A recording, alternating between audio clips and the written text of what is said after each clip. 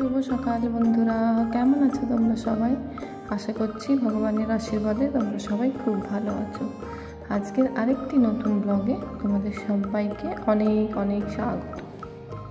আজ হচ্ছে বুধবার 24 এপ্রিল আর এখন বাজছে সকাল 5টা। আজকে উঠতে অনেকটা লেট হয়ে গেছে। কাল রাতে খুব পায়ে ব্যথা হচ্ছিল, পায়ে ব্যথার জন্য ঠিকঠাক ঘুমটাও রাতের হয়নি, আর ভোরবেলা থেকে ঘুম ভেঙেছিল কিন্তু উঠতে পারিনি, এতটাই কষ্ট হচ্ছিল। সেই জন্য এখন এই যে হড়বড় করে সব করছি। কালকে 2টো লেচি ছিল, রেখে দিয়েছিলাম 2টো লেচি আটা, যে বাবাইকে লুচি করে দেবো। তো সেই জন্য আটা আর মাখতে হবে না, 2টো লেচি করে দেবো। কিন্তু এতই শরীরটাতে কষ্ট হচ্ছে না দাঁড়িয়ে থাকতে ইচ্ছে করছে, না কিছু কাজ করতে ইচ্ছে করছে, কিচ্ছু ইচ্ছে করছে না। একবার করে তো মনে হচ্ছিল যে উঠবো না, থাক, বাবাইকে আজকে স্কুল পাঠাবো না। কিন্তু এখন খুব ইম্পর্টেন্ট ক্লাস চলছে, এখন অ্যাবসেন্ট করলে অনেক কিছু মিস করে যাবে। এখন অনেক কিছু বোঝানো হচ্ছে, অনেক কিছু অ্যাক্টিভিটি হচ্ছে, নতুন নতুন লেখানো হচ্ছে। তো সেই জন্য এখন স্কুল না গেলে বিশাল লস হয়ে যাবে। তো সেই জন্য কষ্ট করে, যতই কষ্ট হোক, উঠে গেলাম। আর আটা তো মাখাই ছিলাম, ওই জন্য 2টো লুচি এই যে বাবাইকে করে দিচ্ছি, 2টো লুচি। আর আলুটা সকালে উঠে কাটলাম, প্রেশার কুকারে সেদ্ধ করে নিয়েছি। জাস্ট ওই পেঁয়াজ কুচি দিয়ে আলু দিয়ে একটু নুন হলুদ দিয়ে পরে একটু ওই চচ্চড়ি মতো করে দেবো। ও আলু সেদ্ধও তুমি যদি দিয়ে দাও না, তবুও খেয়ে নেবে, আলুটাও এতটাই ভালোবাসে। তো সেই জন্যই এই মাখা আলু চচ্চড়ি করে দেবো আর লুচি টিফিনে দেবো।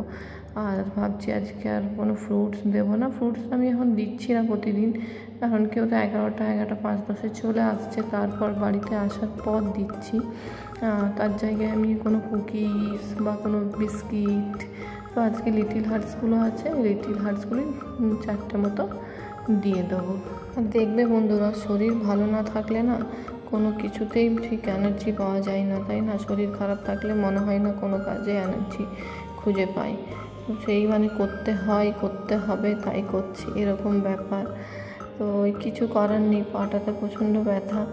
আর বসাতে যাব, কিন্তু এতটাই পেন হচ্ছে, বসাতে যেতেও ভয় পাচ্ছি।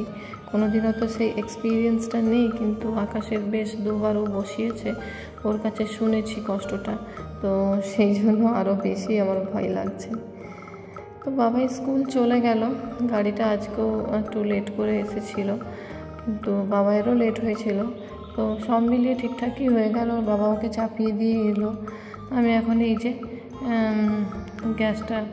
গ্যাস ওভেনটা স্ল্যাবগুলো ভালো করে একটু ধুয়ে নিচ্ছি, তারপর চা চাপাবো, চা খাওয়া হবে।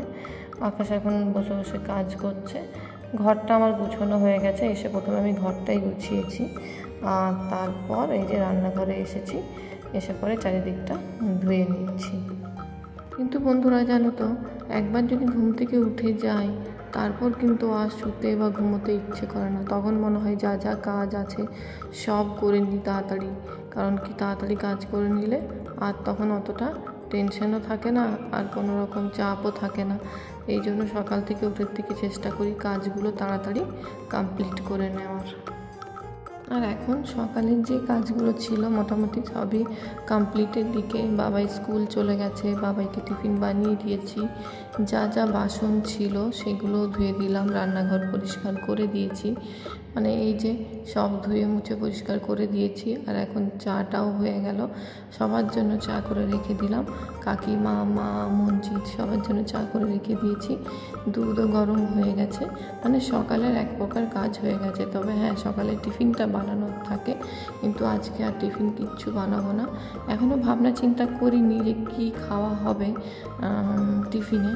তো এখন আকাশকে চাটা দিই আর সবার চাগুলো ঢাকা দিয়ে রেখে দিই, আর নিজেও কিছু খাই, তারপর ভাবনা চিন্তা করব যে টিফিনের কী হবে। তো আকাশকে রুমে দিয়ে এলাম চাটা। আকাশ এখন রুমে বসে বসে কাজ করছে আর চা খাচ্ছে, আর আমি এই বাইরে এখানে ব্যালকনিটাতে বসে বসে চা খাচ্ছি। এত সুন্দর লাগে না, এই 6:30 নাগাদ, এখন 6:30 বাজছে, এত সুন্দর লাগছে। এখন না বেশি রোদ, না গরম হাওয়া, একটা ঠান্ডা হাওয়া, চারিদিকটা এত সুন্দর দেখতে লাগে। এই সময়টা খুব ভালো লাগে। কিন্তু শীতকালে আমাদের এখানে 8টা থেকে এত রোদ হয়, তখন শীতকালটা 8টার পর থেকে ভালো লাগে, মানে যখন একটু রোদটা ওঠে। আর গ্রীষ্মকালে বিকেলবেলা, সন্ধ্যাবেলা বা এই একটু বেশি বেশি সকাল, এই সময়টা বেশি ভালো লাগে। তো আমি ওই জন্য এখানেই বসে বসে চাটা খেয়ে দুধটা খেয়ে নিলাম। তারপর দুধ খেয়ে চলে এসেছিলাম রুমে। কালকে সব কাঁচা কাপড়গুলো রাখা ছিল, মা থলিতে করে রেখে দিয়েছিল। আমি বললাম যে একটা থলিতে রেখে দাও, তারপর আমার যখন সময় হবে তখন আমি ওগুলো গুছিয়ে নেবো। আর দেখো পাটা আমি একদমই ফোল্ড করতে পারছি না। এই কী হয়েছিল বলো তো, এই গুছানোর আগেটাতেই খুব ব্যথা হচ্ছিল।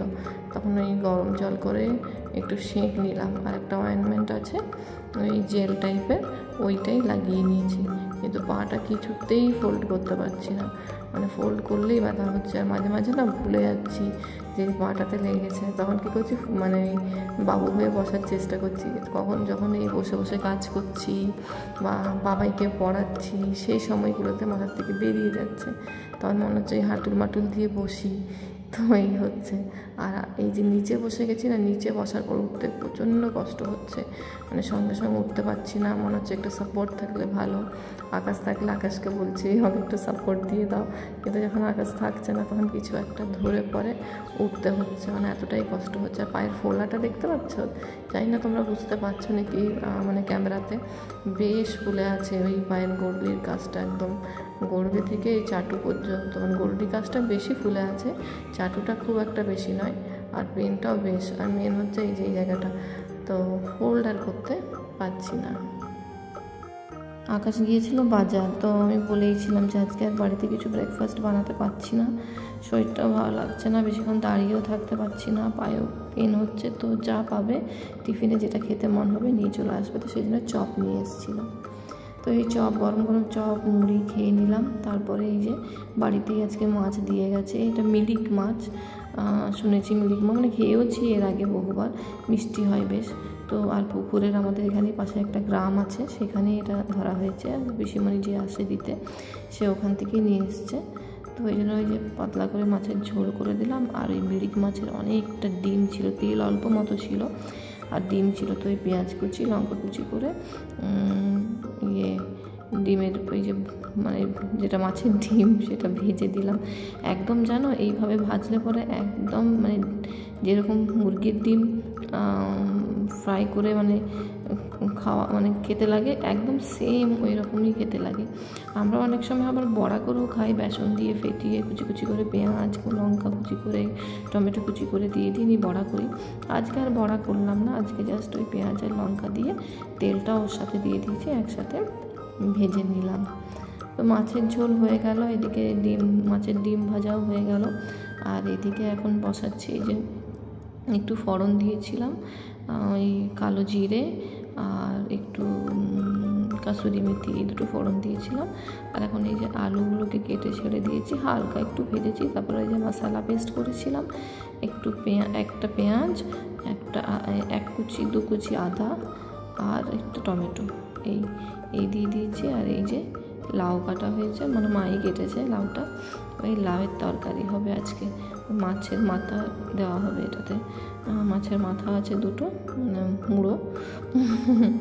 তো ওটাই এখন, এটা সেদ্ধ হওয়ার পর তারপর লাস্টে ওই মুড়োগুলো দিয়ে এটাকে সাঁতলে দেওয়া হবে।